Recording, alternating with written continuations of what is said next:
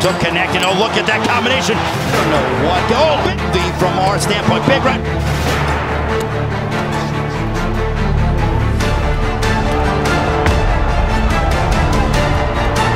Ayan, ay kala siguro nyung Tank Davis madaling laban laang itong si Isaac Pitbull Cruz. Alay, bahala ka diyan. Alay, sige, tulak kita. Ano masasabi mo tinulak ka ni Tank Davis?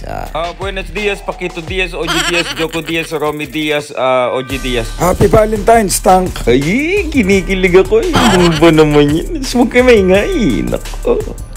Alay, ate, panoorin itong si Isaac Pitbull Cruz. Ayan, alay, napakalakas ng taong ita. Hala, ay nako, talagang liphok ay, halos lumabas, iniluwa yung mouthpiece. Hala, ay kaya pala si Tank Davis ayaw nang makipag-rematch dito, ayaw makirebansi dito kay Isaac Pitbull Cruz. Sabi bahala ka diyan, ayaw kong labanan ka uli, kalakas mo, pagagang batong yung suntok. Hala, ayaw, talagang parang katigasin itong taong ito, ay talaga.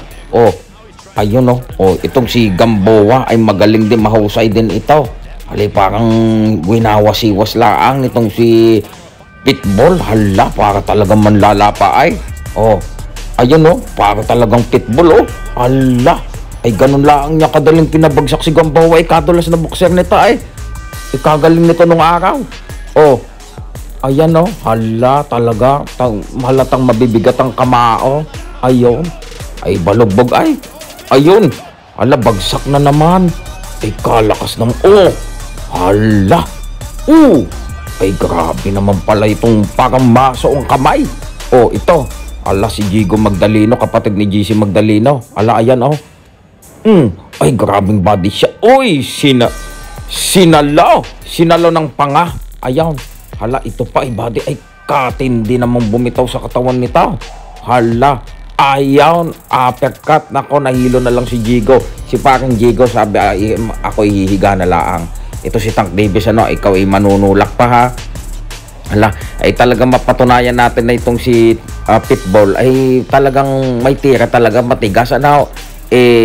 Ito laang ang nakita ko na nakatagal ng 12 rounds kay Tank Davis. Halos lahat ng kalaban ni Tank Davis talagang natatapos by knockout. Itong si Pitbull ay talagang nakipagbagagan talagang itong kaliwa ni Tank Davis dito ay dahil daw sa tigas ng bonbonan nitong si Isaac Pitbull Cruz na-injured itong kaliwa nitong si Tank Davis.